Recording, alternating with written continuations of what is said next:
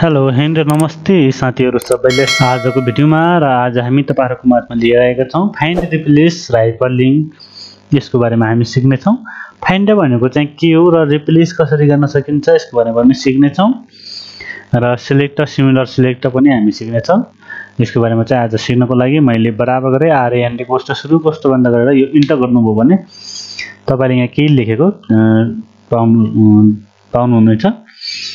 र यसमा चाहिँ तपाईको फाइन्ड ओर्डर फाइन्ड गर्नु छ रिप्लेस गर्नु छ भनेपछि कसरी गर्न सकिन्छ यसको बारेमा चाहिँ हामी सिक्ने छौं। र यसमा चाहिँ हाम्रो जस्तै तपाईको टीएचई द अथवा कुनै ओर्डरहरु चाहिँ यु छ अथवा क्यान छ कुनै ओर्डरहरुलाई चाहिँ हामी रिप्लेस गर्नुपर्ने छ भनेपछि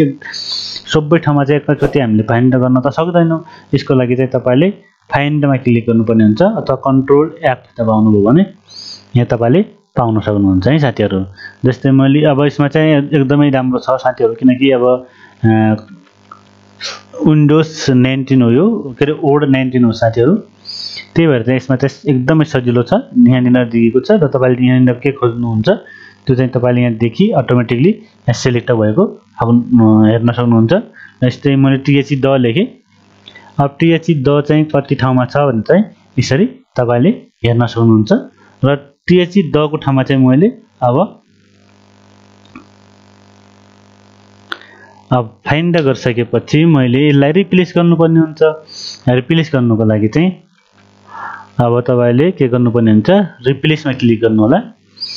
अब फाइन्ड हामीले द गरेका छौं रिप्लेसमा चाहिँ अब के लेख्ने जस्तै मैले हाई कम्प्युटर लेखिदिए है साथीहरु। रिप्लेस गरिदिए भने चाहिँ अब जे पनि लेख्न सक्नुहुन्छ त्यस्तो अब यो लेख्यो त्यो लेख्यो भनेर चाहिँ हुँदैन र यसरी चाहिँ हामीले रिप्लेस गर्न सक्छौं भनेको मात्र हो सिग्नललाई हो साथीहरु। जे पनि लेख्न सक्नुहुन्छ तपाईलाई आवश्यक के छ त्यही तपाईले राख्न सक्नुहुन्छ। अब फेरि हामीले फाइन्ड गर्छौं के गर्छौं टीएचई हाई कम्प्युटरलाई गर्छौं। कम्प्युटरलाई गर्नेबित्तिकै तपाईले यहाँ देख्न सक्नुहुन्छ सबै तपाईले यहाँ भेटाइसक्नुभयो हाई कम्प्युटर भनेर र यसमा चाहिँ हामीले रिप्लेस गर्नको लागि रिप्लेसमा क्लिक गर्नु होला अनि यसमा चाहिँ टीएचई द लेखिदिनु होला अनि त्यसपछि रिप्लेस गरिदिनु भयो भने त्यही ओर्डरहरु अटोमेटिकली सचिन्छन्।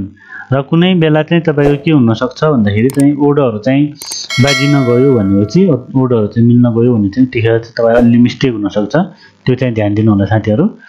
किनकि तपाईले यहाँ द भनेर चाहिँ अलि स्पेस नभइकन आएको छ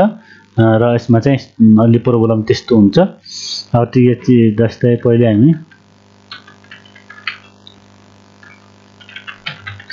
हाई कम्प्युटर लेख्छौं स्पेस हान्छौं यहाँनिर त फाइन्ड गरिसकेको छ। अब कुन ओर्डर कहाँ छ के यहाँ तपाईले अटोमेटिक हेर्न सक्नुहुन्छ र रिप्लेसमा क्लिक गर्नुभयो द लेखेर स्पेस गर्नु होला। स्पेस गर्नुभयो भने चाहिँ तपाईको ओर्डरहरु केही पनि बिग्रदैन र तपाईको जुन ओर्डरहरु जहाँ हुनुपर्ने हो त्यो अटोमेटिकली भएको छ। र यसमा चाहिँ तपाईको हाई कम्प्युटरमा त्यसमा टर्ममा चाहिँ अलि चेन्ज भएको छ साथीहरु यसमा चाहिँ र यसमा पनि टर्ममा ठाउँमा चाहिँ यसरी अलि चेन्ज भएको छ। यसलाई चाहिँ तपाईले फाइन्ड गरेर त्यसरी बनाउन सक्नुहुन्छ। र त्यो सँगसँगै तपाईले स्पेसहरु फाइन्ड गर्नु छ भने पनि यसमा चाहिँ शो हाइडमा क्लिक गर्नु होला र स्पेसमा चाहिँ जस्तै हाम्रो ओर्डरहरुमा प्रत्येक ओर्डरमा चाहिँ स्पेस हुन्छ। यो स्पेस गर्दाखेरि चाहिँ हामीले स्पेस गर्दाखेरि चाहिँ यस्तो देखिन्छ र अब स्पेसहरु चाहिँ दुईटा भयो अथवा तीनवटा भयो कतिवटा भयो भनेर चाहिँ हामीले एक्कासी हामीले फाइन्ड गर्नको लागि चाहिँ कन्ट्रोल एफ दबाउनु होला। कन्ट्रोल एफ दबाइसकेपछि स्पेस गर्नु होला। स्पेस गरिसक्नु भयो भने तपाईले यहाँ फाइन्ड गर्न सक्नुहुन्छ। यो सबै यहाँ तपाईले स्पेस फाइन्ड गरिसक्नुभयो र रिप्लेस गर्नुभयो भने तपाईले यहाँनिर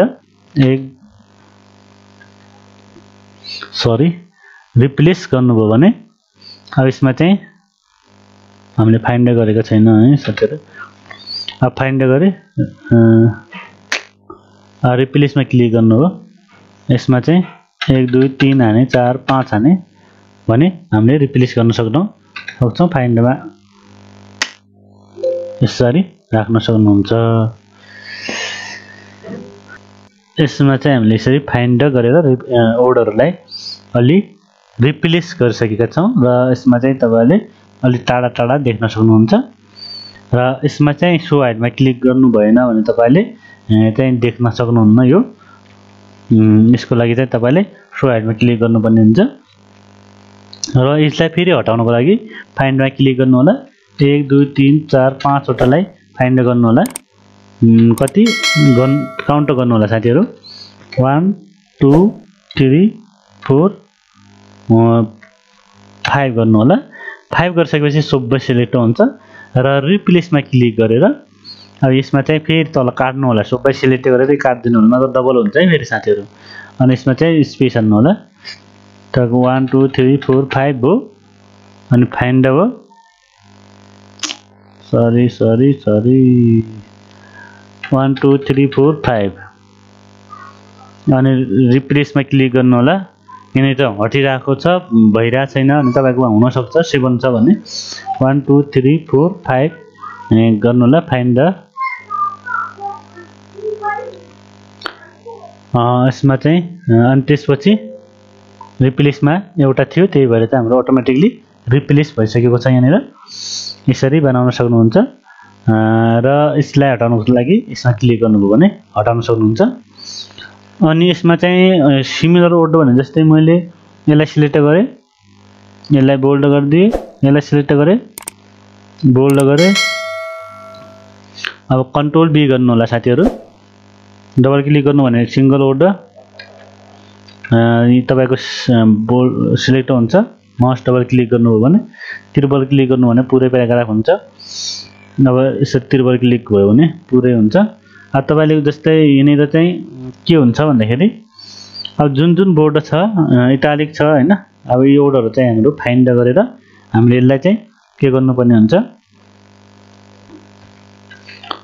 अब यो वर्डहरु चाहिँ हामीले कलर चेन्ज गर्नु छ जति बोल्ड गरेको छ यसको चाहिँ कलर चेन्ज गर्नु छ भने कसरी गर्न सकिन्छ यसलाई पनि हेरौं सिलेक्टमा जानु होला पहिले यो वर्डमा क्लिक गर्नु होला यो जुन बोल्ड छ त्यो वर्डमा क्लिक गर्नु होला यसमा क्लिक गरेपछि select all similar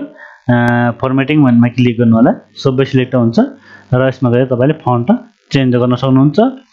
font size पनि बढाउन सक्नुहुन्छ अब तपाईले जे गर्नु मन छ त्यसरी सबैलाई